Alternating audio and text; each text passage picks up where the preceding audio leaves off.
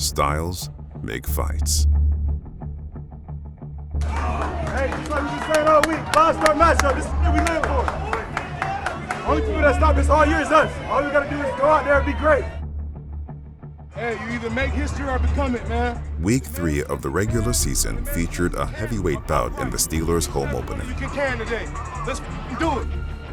The two best defenses in the NFL going toe-to-toe.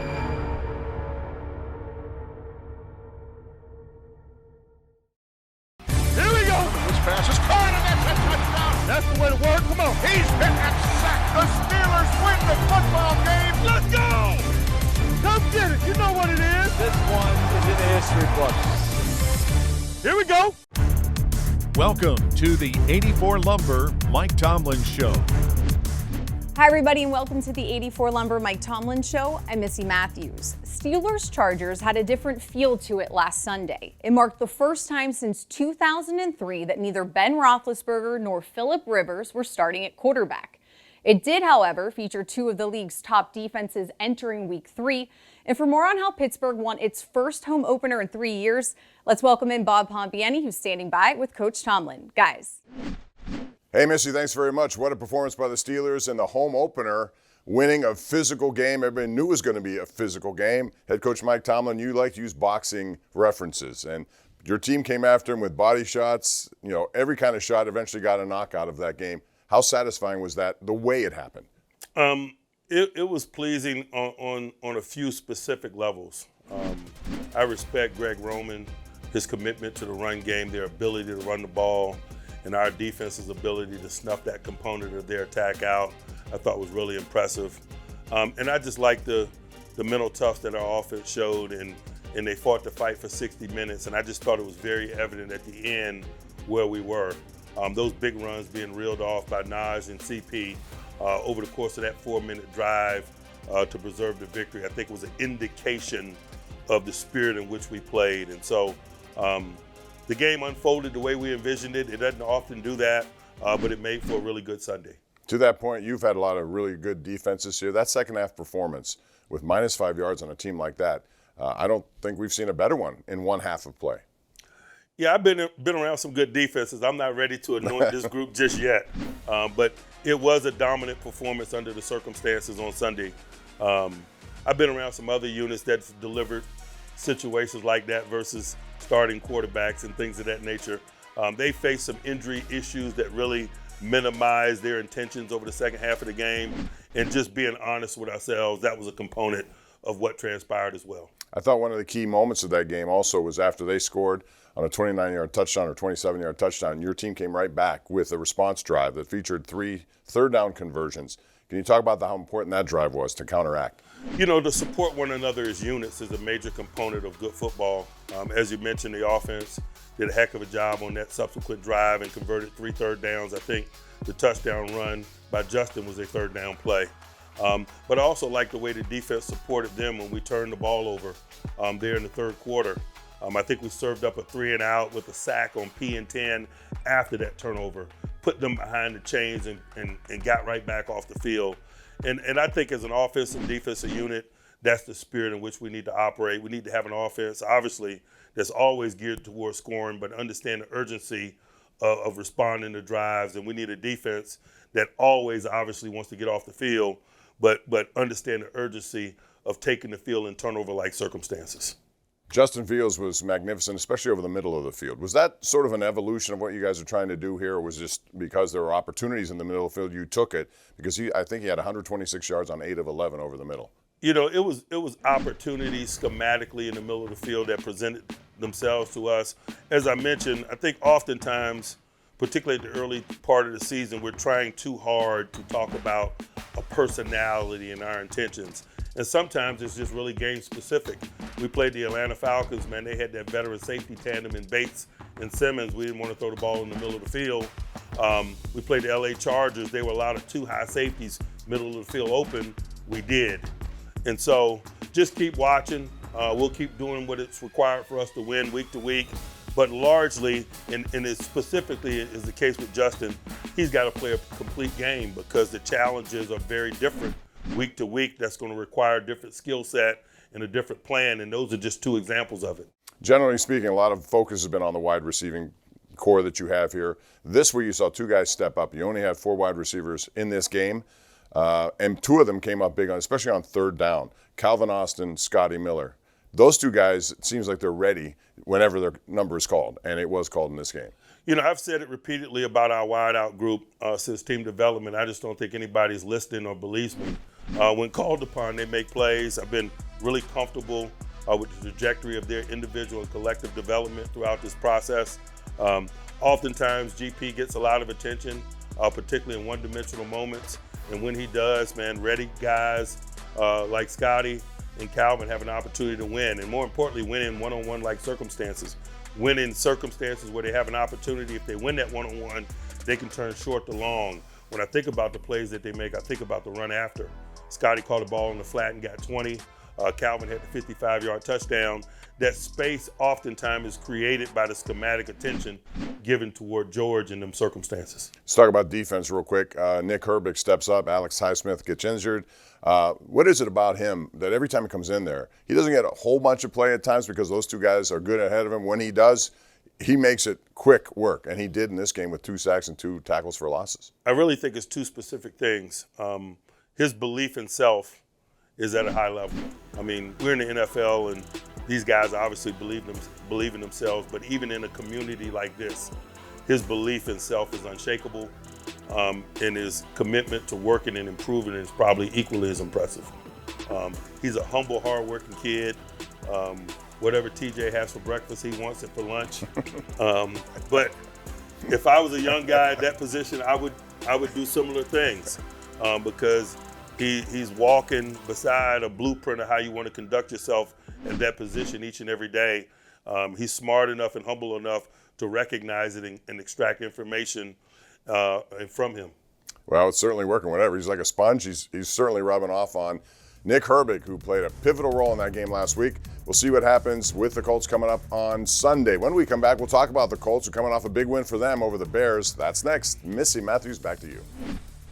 All right, thanks so much, Bob. The Steelers have won 8 of their last 9 meetings with Indy. That one loss came last season, but good news, the Steelers have never dropped 2 straight against the Colts since the 1970s.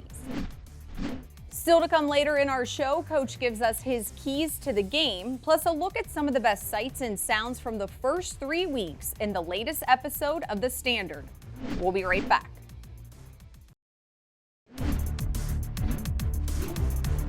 Welcome back to the 84 Lumber Mike Tomlin Show. When Pittsburgh was in Indy last season, Jonathan Taylor and Anthony Richardson were on the sideline. It's no surprise, though, this season they're leaning on their run game thanks to a healthy Taylor and a young QB. For more on what the Steelers can expect from the Colts' 2024 squad, let's send it back to Bob and Coach. Guys. Missy, thanks very much. It's the 3-0 Steelers against the 1-2 Colts. They got a big win last week at home against the Bears, and they did it by forcing Chicago to throw the ball probably more than they wanted. Coach, let's first talk about their defense. They knew they had to stop the run. They did. They had some problems with that before, and they forced Caleb Williams to throw the ball 52 times. Is that a recipe for success? It's a potential recipe. That's to be decided by Gus Bradley. But I have a lot of respect for Gus. He's an experienced guy. He's been around. He's adaptable, as you can see by the trajectory of their performance. They got a group with some continuity. They got some continuity up front, although they're missing some people, infused with some young talent like Ladu. In the middle, Franklin, I can't say enough about him. He's a homegrown talent, man. Late round draft pick 2018. He's just grown and evolved over the course of his stay there. I think he had 170-something tackles in 22, 160-something tackles last year. High volume tackler. I think that continuity among some key pieces really gives Gus the flexibility to adapt and be what they need to be any specific week, and that's why the course of their fortunes changed last week, and I'm expecting a tough schematic matchup this week. Yeah, and Latu, as you said, first defensive player taken off the board. He made a strip sack, which was big in that game. Also, Jalen Jones is a guy they had a 7th-round pick. He's been forced into play. He's come up with some big interceptions, too. Yeah, he's played a lot more than you think. You know, they had Juju Brents, who they took in the same draft as he, but Juju missed maybe 12 or so games last year. He's on IR again this year, so it's really created a lot of opportunity for Jones, as you mentioned. He started against us last year when we played him. So he's not new to us or new to their lineup for a second-year guy, particularly a late-round second-year guy. He's gotten a lot of playing time due to the unfortunate circumstances of Brent's. Let's talk about their offense because they went back to what they did well. You didn't see Jonathan Taylor last year. You will see him this week. Coming off a 100-yard performance plus, that guy is one of the best in the game. You just faced somebody in Dobbins who was at the top of the list. Same philosophy trying to stop him? You know, it's just a snapshot of how challenging the NFL is. We had J.K., the league's leading rusher, a week ago. That's why I always say you can't wear your hand out patting yourself on the back. It's a new week, it's new issues. Jonathan Taylor is dynamic. It is a big challenge for us. His running ability coupled with the mobility of Richardson and the layers that adds to a running attack, we got some really challenging work ahead of us in terms of preparing for and playing against that collective. When you talk about Richardson, sometimes you get the full Anthony Richardson experience, which is to say some dynamic plays but also some turnovers. Being a young quarterback still, he missed time last year. Is it prudent to go after him, or do you have to be cautious because of his legs? You know, it depends on the circumstance, to really be honest with you. It doesn't happen in a vacuum. He's got some other pieces. He's got a very dangerous wide receiver core. Pierce is probably leading the league in yards per catch. He's got more plus 40-yard catches than anybody in football. He is a down-the-field one-on-one matchup. Michael Pittman Jr. is a volume catch guy. They got a top-round draft pick from Texas who's really talented. And so, you know, we weigh those options, but we don't weigh those options in a vacuum exclusively as it pertains to Richardson.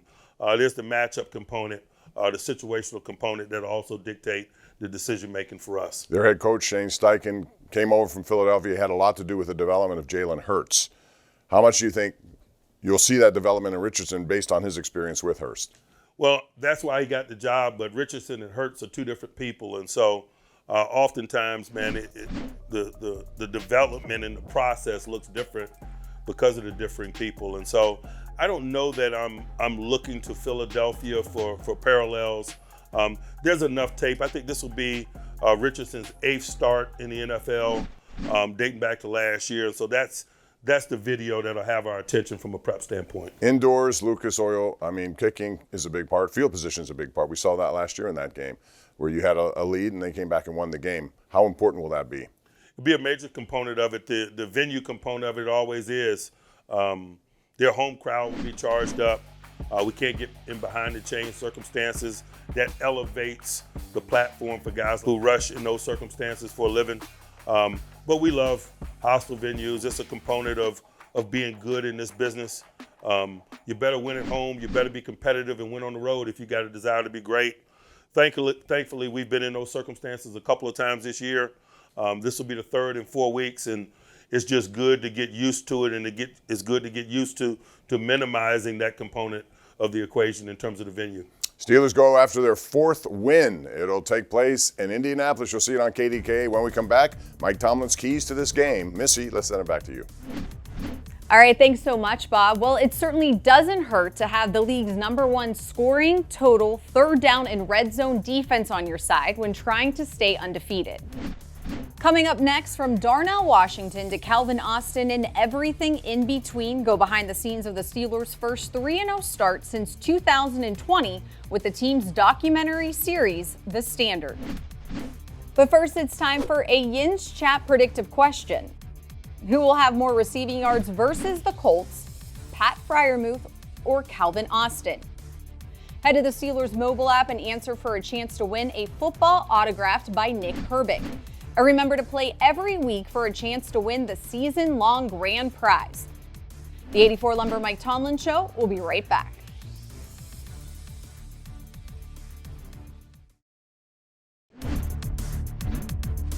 Welcome back to the 84 Lumber Mike Tomlin Show. Pittsburgh is trying to go 4-0 this weekend in Indy, but staying undefeated is no easy task. Hear from some of the players that helped the Steelers jump out to a 3-0 start this season in the latest episode of The Standard. I feel like as an offense, you can kind of feel once you're imposing your will on the defense, especially when you're hitting them for 4 yards a pop, 5 yards a pop in the run game. Harris off the right side, cuts to the middle of the field and picks up about 6 yards. Consistently moving the chains. You see their defensive line subbing in and out. And this is Scotty Miller, and Miller weaving his way across the 45. Pass to Calvin Austin down to the 17-yard line, so the Steelers pick up the first down. You can feel yourself getting into that 8th-play, 9th play of that drive. You just kind of get into a rhythm as an offense, and I think we got a good sense of that. And the boot is up, and the Steelers have tied this game up with 9:05 remaining in the third quarter. I think we were also feeding off of what our defense was giving us as well. Herbert gets the ball, looking left, now looking back towards the middle of the field. He's hit from behind, and the ball is loose, and it is pounced upon by the Chargers, but it's Herbig with the strip sack for the Pittsburgh Steelers. Oh, there's Nick Herbig coming around the corner. That's how you run the arc, baby. Man, it was just really ball key, get off, get my man off the ball. I mean, it's just a little swipe, and I saw the ball at the end of the rush, and I had to finish. But wow, what a great play by Nick Herbig. He almost got the fumble as well.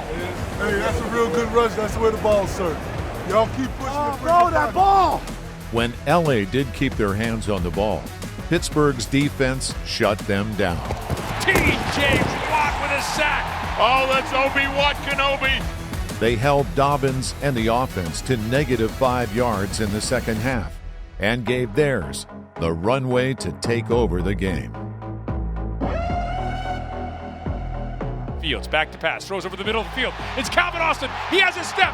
Austin heading straight up the middle of the field. Inside the 10 to the 5. Touchdown. Calvin Austin. 55 yards from Fields to Austin. Oh, that's sweeter than Aunt Nellie's blueberry pie, baby. What a job catching that rock over the middle. Outrunning all the LA Chargers back end boys to the end zone. That's how you take it and stuff it in the end zone. That is his second career touchdown reception for Calvin Austin. Wow. It has put the Steelers up 20-10. Way to come through. I think it's just everybody playing off each other, having that energy, not getting down on ourselves. And he is taken down, sacked by Herbig back at the 16-yard line. Down he goes, Hayward. Cam Hayward is by himself now, second in sacks in Steelers history. And I think we have that bond as a defense, as a team, that, the offense got our back and we got their back. This is where an offensive line really loves it. This is what it's all about right here. Late in games, when we've been leaning on our opponents all game, we want to start popping those big runs, similar to how we did in the last game. When you talk about the type of offense we want to be, being a run-first, physically dominant offense, yeah, that's what it looks like. Harris still battling, reaching for the end zone, will come up a half-yard short. Yeah, the crowd here waving their towels, and they are appreciative of this Steelers victory. And you can catch other episodes of The Standard and other exclusive content on the Steelers official YouTube page. Well, after a quick stay in Pittsburgh, the Steelers are once again the visiting team for the third time in 4 weeks. They're not alone, however, as all 5 undefeated teams in the NFL are on the road. So how can the Steelers keep adding to their win column? Let's send it over to Bob and Coach for the keys to the game presented by your neighborhood Ford store. Guys.